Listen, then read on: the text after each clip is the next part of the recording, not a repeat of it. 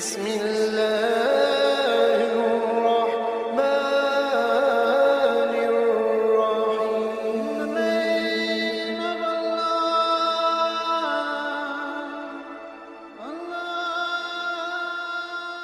بسم اللہ الرحمن الرحیم.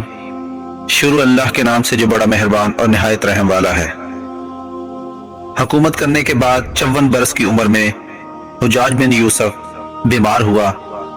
اس کے معدے میں بے شمار کیڑے پیدا ہو گئے تھے اور جسم کو ایسی سخت سردی لگ رہی تھی کہ آگ کی بہت سی انگیٹھیاں بدن سے لگا کر رکھ دی جاتی تھیں، پھر بھی سردی میں کمی نہیں ہوتی تھی. جب زندگی سے نا امیدی ہو گئی تو حجاج بن یوسف نے گھر والوں سے کہا کہ مجھے بٹھا دو اور لوگوں کو جمع کرو.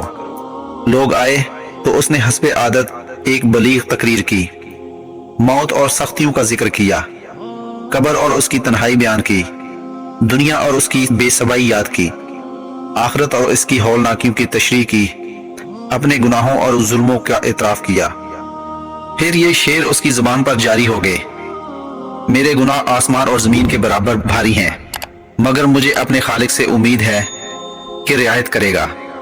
اگر اپنی رضامندی کا احسان مجھے دے تو یہی میری امید ہے، لیکن اگر وہ عدل کر کے میرے عذاب کا حکم دے تو یہ اس کی طرف سے ہرگز ظلم نہیں ہوگا. کیا یہ ممکن ہے کہ وہ رب ظلم کرے جس سے صرف بلائی کی توقع کی جاتی ہے؟ پھر وہ پھوٹ پھوٹ کر رونے لگا. موقع اس قدر عبرت انگیز تھا کہ مجلس میں کوئی بھی شخص اپنے آنسو روک نہ سکا.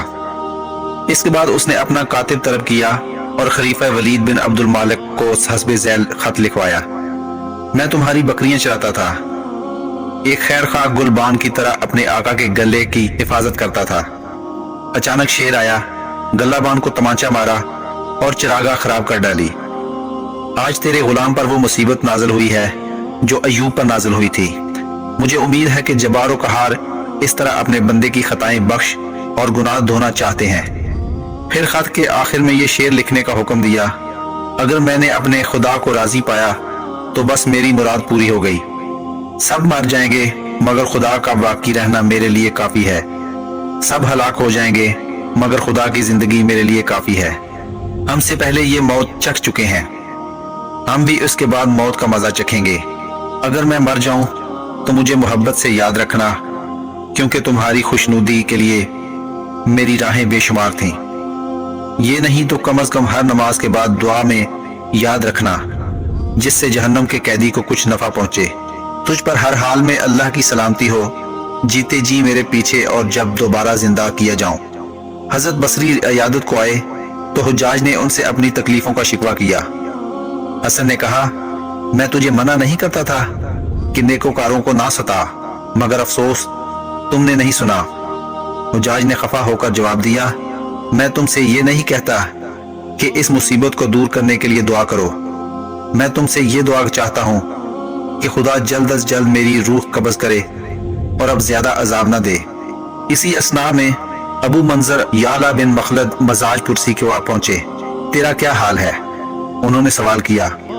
اے یعلا، حجاج نے ٹھنڈی سانس لے کر کہا: کیا پوچھتے ہو؟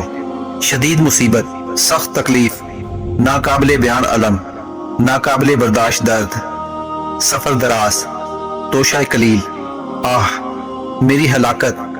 اگر اس جبار و قہار نے مجھ پر رحم نہ کھایا.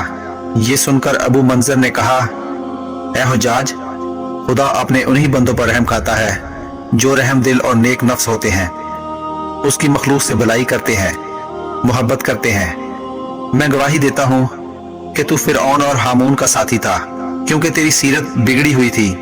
تو نے اپنی ملت ترک کر دی تھی، راہ حق سے کٹ گیا تھا، صالحین کے طور طریقوں سے دور ہو گیا تھا. تو نے تابعین کی جڑیں کاٹ کر ان کا پاک درخت اکھاڑ پھینکا. افسوس تو نے خالق کی نافرمانی میں مخلوق کی اطاعت کی. تو نے خون کی ندیاں بہا دیں، جانیں لیں، آبروئیں برباد کی، قہر و جبر کی روش اختیار کی. تو نے نہ اپنا دین ہی بچایا نہ دنیا ہی پائی. تو نے خاندان مروان کو عزت دی مگر اپنا نفس ذلیل کیا اور ان کا گھر برباد کیا مگر اپنا گھر ویران کر لیا. آج تیرے لیے نہ نجات ہے نہ فریاد، کیونکہ تو آج کے دن اس کے بعد غافل تھا.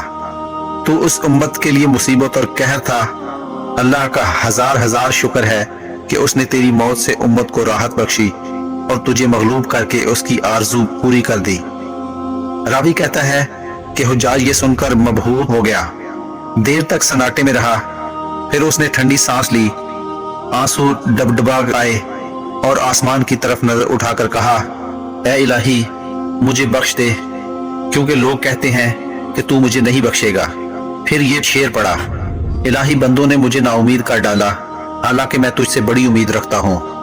یہ کہہ کر اس نے آنکھیں بند کر لیں۔ دوستو آج کی ویڈیو اچھی لگی ہو تو چینل کو سبسکرائب ضرور کیجیے گا۔ اللہ تعالیٰ آپ کا حامی و ناصر ہو۔